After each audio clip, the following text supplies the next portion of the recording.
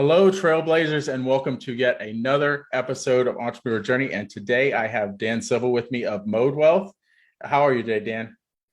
I'm great. How you doing, Doug? I am amazingly well. I hit a few Nice. golf balls this weekend, and it was a lot of fun. Nice. Hope you still have a few So balls left in your bag.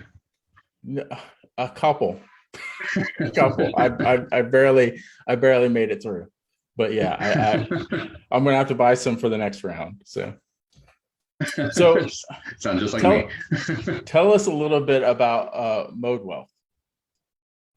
Well, ModeWealth is a holistic business advisory firm that we focus on, it's making sure that entrepreneurs have the team in place to make sure that we're doing all that we possibly can to, grow our bottom line. Nice. And I know you also run a nonprofit, and it's called Love for the Poor. Is that correct? Yeah, that's right. Nice. Yeah, we started that back in 2006, Nice. and we support children in Asia that need help just to be able to go to school. We've done quite a few surgeries, cleft palate, eye surgeries, hydrocephalus, things like that. Okay. Well, we'll go a little bit more into depth on that in a minute, but I have just a few questions just to kind of get to know you a little bit more. I know you live in Oregon, and that is one of my favorite places in the country. As a matter of fact, we were just talking about this before the interview started, that Sun River, this is one of the best resorts I haven't been to all the resorts in the country, but this is one of the best resorts in the country. If you get a chance to go to Oregon, go to Sun River. It's beautiful. It's also my favorite coffee cup. So you can do so many things there at Sun River. You can kayak, you can ride horses. I think there may be even like a plane lane, like you can tour in a plane or something, horseback riding, everything, golf, yeah, fly fishing. Yeah. Yes, like you won't get bored at Sun River. No. And Mount Bathurst's not too far either if you want to go in the winter. Nice. Or summer for that matter. Yeah. So what I just told you my favorite thing about Oregon. What is your favorite thing about Oregon? Well, you kind of touched on it. I mean, it's just the beauty and the opportunity to get outside and enjoy God's creation and live in the forests, even though you're in the middle of the city, and get out to the mountains and the lakes and rivers when you get a chance. That I live over here on the East Coast, and there are some beautiful places, especially beaches and things. But going out west, you really see God's grandeur on display with the mountains, and it's just awe-inspiring. And one of the other places, Sedona, that I've been to, it's another one of those things like God created this. Yeah. So it's just amazing. When you're talking about grandeur, all I can think about is Glacier National Park. If you haven't been up there, you gotta go. The scale is, it's mind blowing. It's crazy. Nice. Yeah. So tell us a little bit about your family.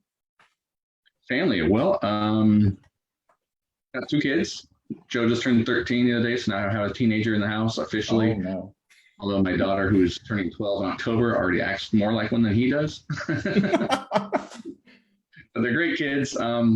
Wife, she's from Hong Kong, and we met on a short-term mission trip with my church. And God said, this is the one. So got married about a little over a year after we met, we were married.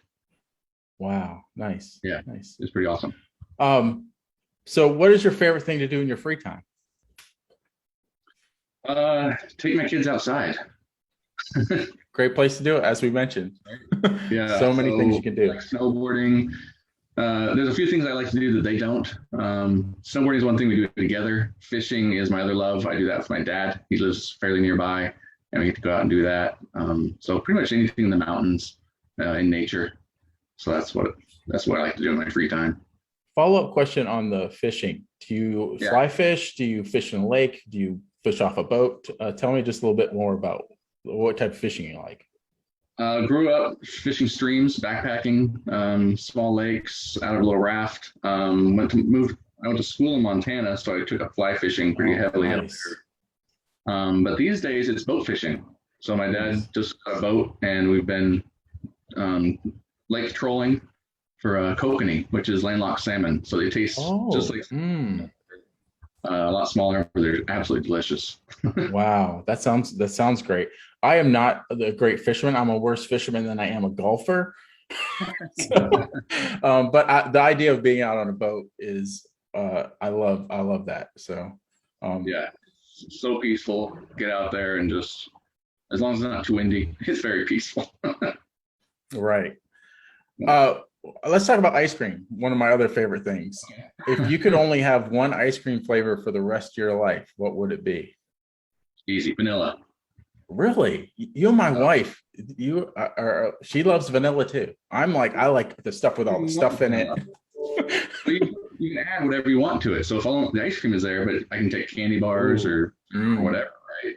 Make anything you want out of vanilla. That's very true. Yeah, you can be a mad scientist. I can't answer that a little bit. Nice. So a little bit more questions about your journey now. How did you get into the world of helping people save money on their taxes? And I know that's not all ModeWealth does, so you can kind of expand on that too. Yeah. Well, we do start with taxes with everybody because that's typically the number one largest expense we can immediately reduce for business owners. So when we have money saved, it helps us redirect and do the next best thing for the business and the business owner. So we do start with taxes. So it's good to mention it. But how I got into it, kind of a long story. No, but it all starts our ministry in Asia. So we were there for 10 years.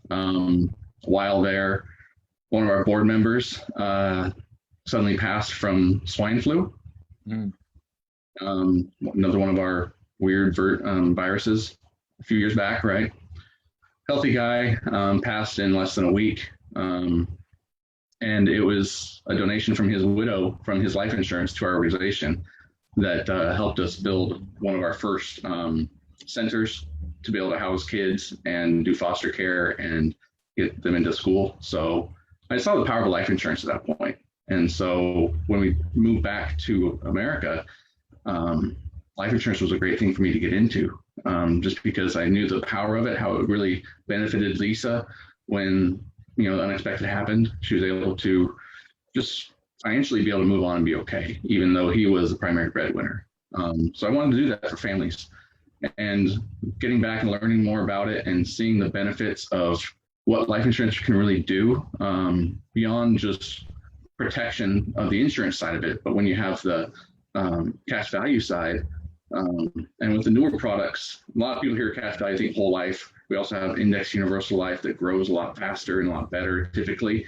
But it provides so much tax-free retirement income. And so my dad was a pastor, still is actually, just not the primary pastoral role. He does evangelism training now through Evangelism Explosion International. Nice. But when he went to retire in he wanted to retire in 2009. But because his 401k was all in stock market, which most people are, he was not able to step back, and so just to have the power and the security of having at least a portion of our retirement in life insurance, I saw the power of that and the beauty of it. And also now he's in RMD world, required minimum distribution. He's over 72. Everything's being taxed, and we could have prevented that if we had just known about these other options. So could mitigate a lot of that. So that's where I got into helping people save money on taxes, just learning the true power of life insurance. And then when I found ModeWealth, Melvin Young is the CEO, met him, and he was putting together a team of experts to help small business owners. And being an entrepreneur myself, that was just a really great fit because that's who I really want to work with and help.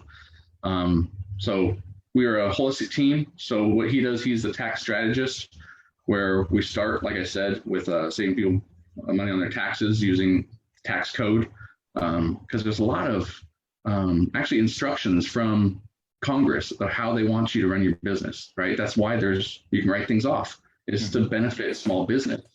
Some people call them loopholes, but that's just when big businesses take advantage beyond what the original intent was. The original intent is to help small business owners.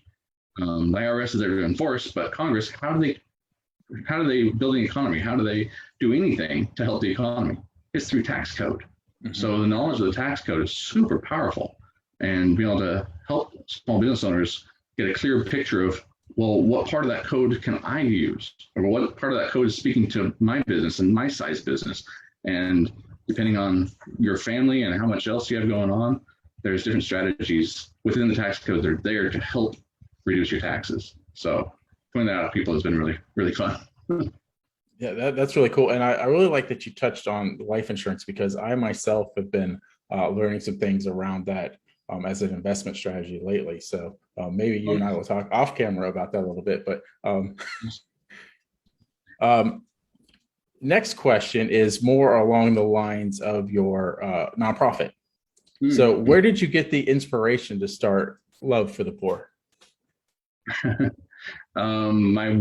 We were living in Santa Cruz, California, our first year of marriage.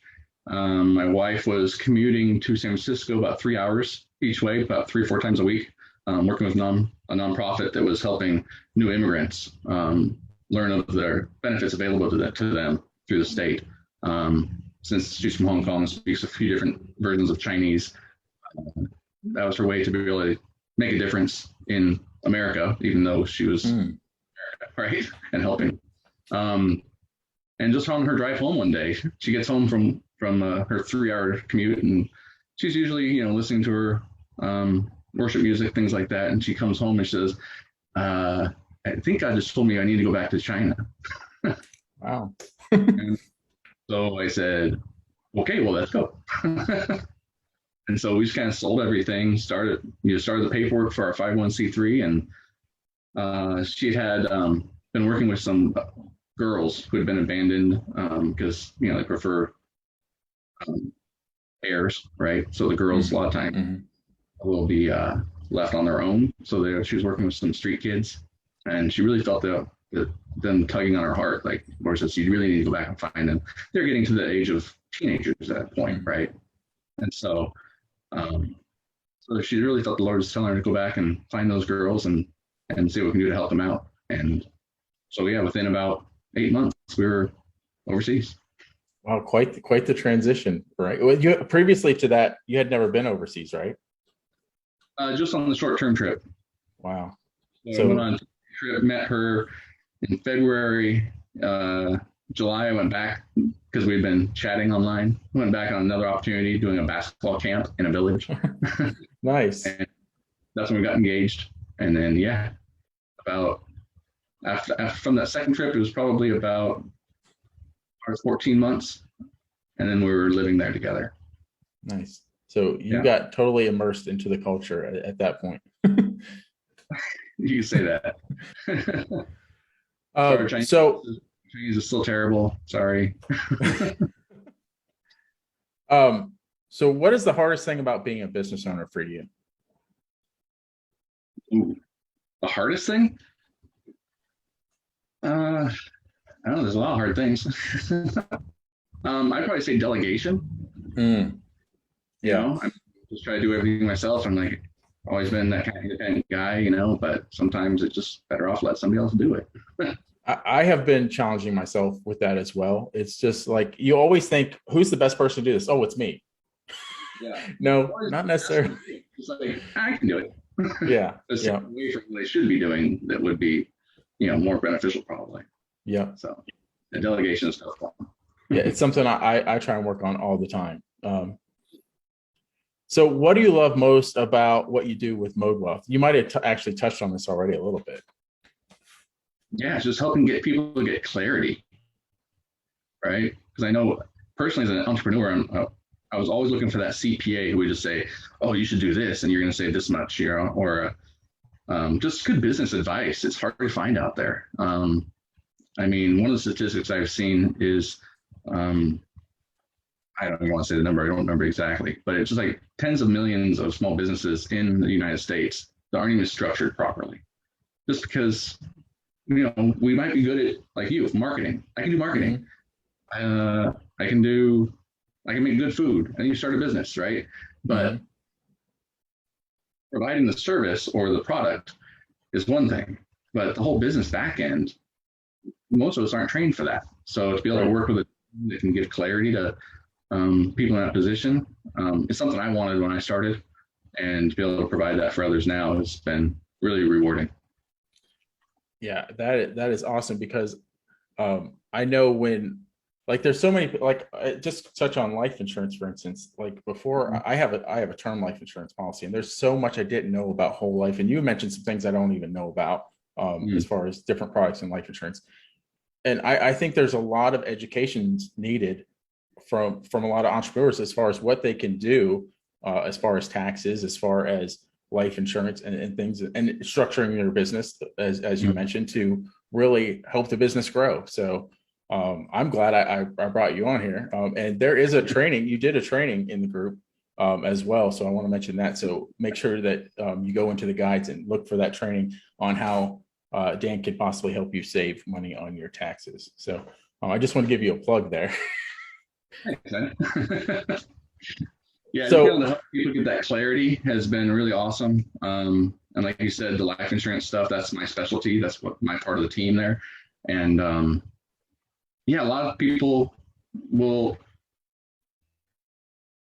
before I was with the team, it's almost like you're trying to sell them something. They feel like, oh, you're just trying to sell me a product because you see it go online. You're like, oh, they're trying to get giant commissions. Like, well, if you structure it wrong, yeah, it's a giant commission. But if you structure it to benefit the owner of the product, of the insurance, then yeah, you have to cut your commissions a lot. But you got to do the right thing for the people, right? So, I mean, my favorite verse is Luke 6:31, right? Doing to others. So that's what is so important, and to be able to share that heart with people and help them get that clarity and that peace of mind that this isn't just a sales pitch. It's actually something that could be really beneficial. So I do a lot of education on it to make sure they're clear on what's going to happen with it. Because I mean, it's a long-term product, right? You have to know how to use it 30 years from now. Right. You know, I might be dead and gone. You can't call me up 30 years from now, possibly. Or I might be in Asia in some backwoods somewhere, you know? So you really need to understand how it works and how to use it in the future as well. So we do a lot of education on that and just give people clarity, like I said. Nice. So a few questions around your expertise. Okay. So what do you believe a lot of entrepreneurs overlook or wait too long to do when it comes to their finances?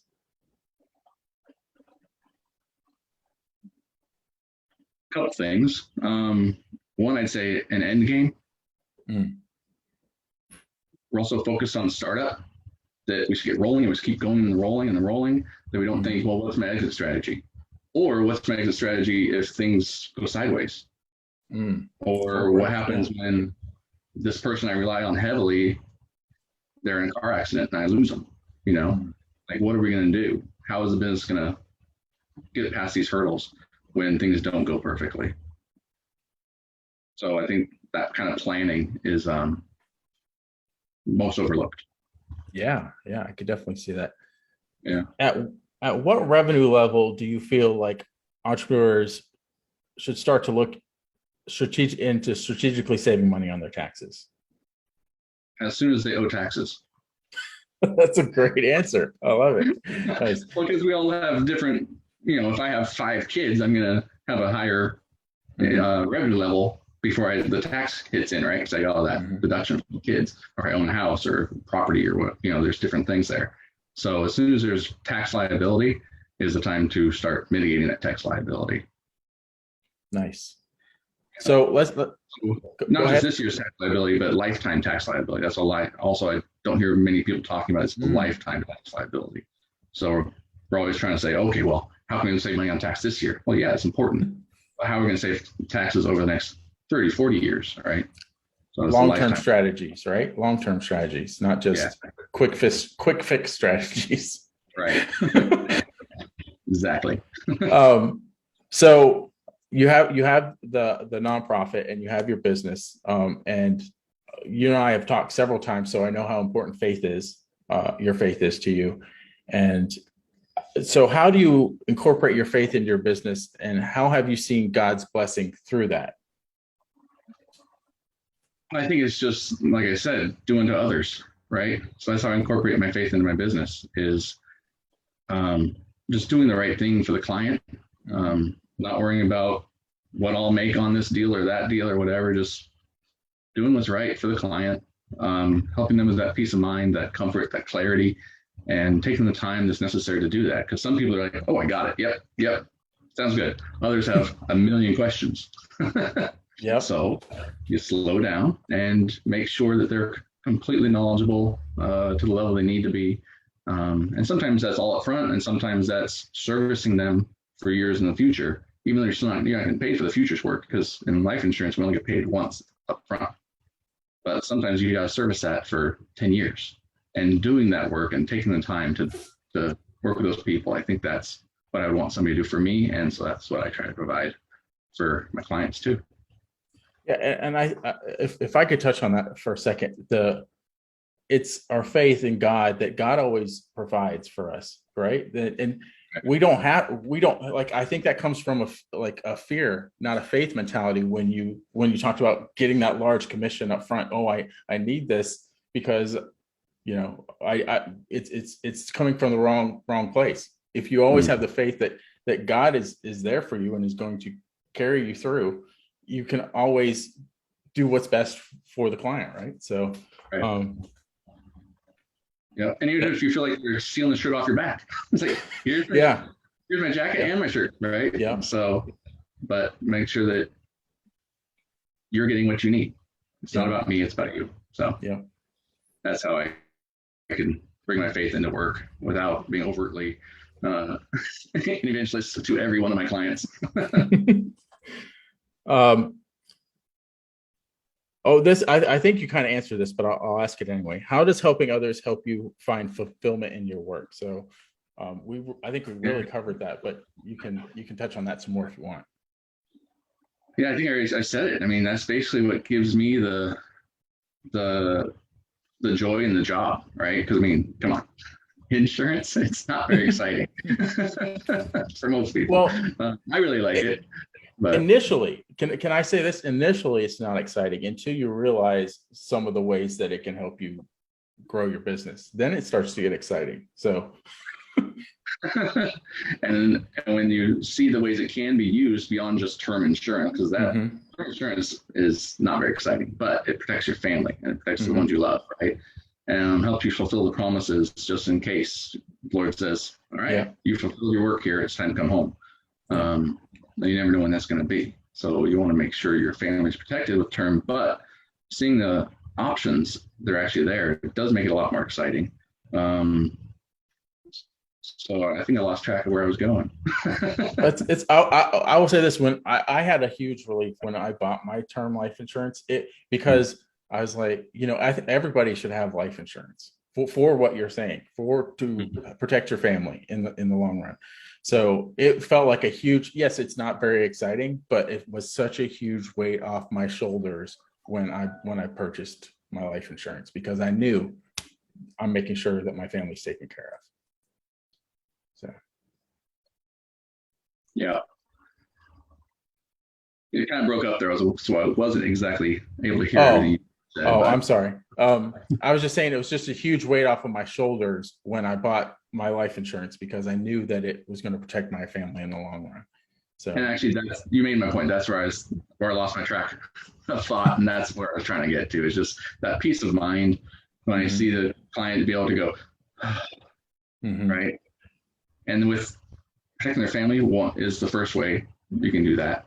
But when they get clarity on their business and the finances of their business, and it's not just, okay, this month, next month, this year, but they can have a strategy of looking forward out the windshield of their business rather than the rearview mirror, and know where they're going financially. I've had just so many clients come to me and say, thank you for giving me that clarity. I have a lot better peace of mind now. We know where we're going, and we know what our plans are, our strategies are going to be. So, and that's just really, really super rewarding to be able to help people get that type of peace of mind, like we said. Yeah. Well, it has been a pleasure having you today, Dan. I'm going to post a link to book an appointment with you, if for anyone that sees this video, because he can talk to you about saving money on your taxes. He can talk to you about life insurance and how to protect your family, and how to also use it as an investment vehicle. So feel free to click the link, make an appointment with Dan, and he will give you that clarity that he's talking about. So once again, any parting words before we jump off? No, this has been great. Thanks, Doug. I really appreciate the opportunity to have this conversation with you. And yeah, just look forward to meeting anybody that comes through this outreach. So really looking forward to it. Awesome. Appreciate Have a great day. Thanks. You too. Talk soon.